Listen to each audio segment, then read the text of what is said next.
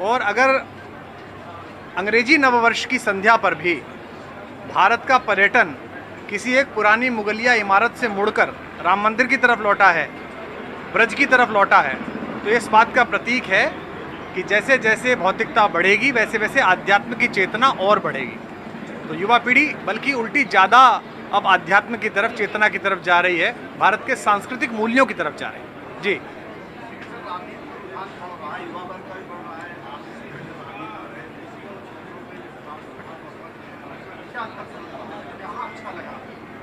देखिए, राजनीति तो युग धर्म है। दुर्भाग्य से नायक शब्द जो है, नेता शब्द जो है, वो समाज के हर क्षेत्र में होता है, लेकिन 47 के बाद वो रूढ़ होकर केवल राजनीति में आ गया है। तो वो तो हर जगह है, उसको जो बचाना है राजनीति को, वो उसकी मूल्य धर्मिता को बचाना है। जो माननीय हमारे राज्यसभा के उपसभापति जी ने जैसा निवेदन किया कि भारत ने लोकतंत्र की रक्षा की है, भारत के चारों तरफ के देश जल रहे हैं, वहाँ विदेशी हस्तक्षेप है, वहाँ का नागरिक सुरक्षित नहीं है। भारत केवल इसलिए क्योंकि पूरे 80 वर्ष के आसपास के जीवन में लोकतंत्र एक बार प्रकंपित हुआ इमरजेंसी के समय में, और उस समय भी उसके दोनों तरफ कुछ ऐसी हथेलियां थी जिन्होंने उस दीपक को बुझने से बचाया।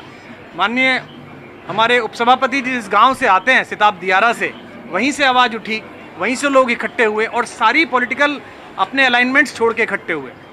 तो भारत का लोकतांत्रिक भविष्य जितना सुरक्षित रहेगा, इस देश की आर्थिक, आध्यात्मिक, सामरिक जो समृद्धि है वो उतनी सुरक्षित रहेगी। सबसे बड़ी बात है कि जो पत्रकार है वो दूसरी तरफ खड़ा हुआ है, जैसे आप खड़े हुए हैं, उसे एक नैतिक लाइसेंस प्राप्त है समाज की सब व्यवस्थाओं से प्रश्न करने का कि ये क्यों नहीं हुआ, ये क्यों नहीं हुआ। तो इस गांव में, छोटे से गांव में से निकले हुए एक लड़के ने ये सोचा कि ये किसी के करने के बजाय हम कर देते हैं। तो आप चूंकि आजकल पब्लिक स्क्रूटनी में हैं, लोकप्रिय होने का मतलब, जगत ज्ञापित होने का मतलब केवल ये नहीं है कि आप उसके लाभ ले सकें।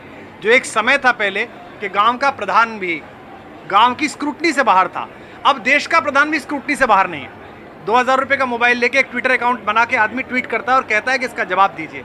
ऐसे समय में इस गांव के एक लड़के ने यहाँ से निकलकर देश के सबसे बड़े विश्वविद्यालय में पढ़कर अपनी एक अलग पहचान बनाई और आपके क्षेत्र का एक नवाचार स्थापित किया, बिना किसी बड़े चैनल को लाए, केवल सोशल मीडिया के माध्यम से वो घर घर की आवाज़ बना। तो उसने सोचा कि मैं ऐसा क्या कर सकता हूँ जो लौटाऊँ। इसे हमारे यहाँ शास्त्र में पितृ ऋण कहते हैं। हमारे यहाँ 3-4 प्रकार के ऋण हैं, उनमें ऋषि ऋण है, पितृ ऋण है। तो सौरभ ने जो काम किया है वो पितृ ऋण उतारने का काम किया, और हम जैसे असंख्य लोग जो जगत से ले रहे हैं वो हमारे लिए भी प्रेरणा का प्रश्न है। वो हमसे आयु में छोटा है। बुंदेलखंड को किसी एक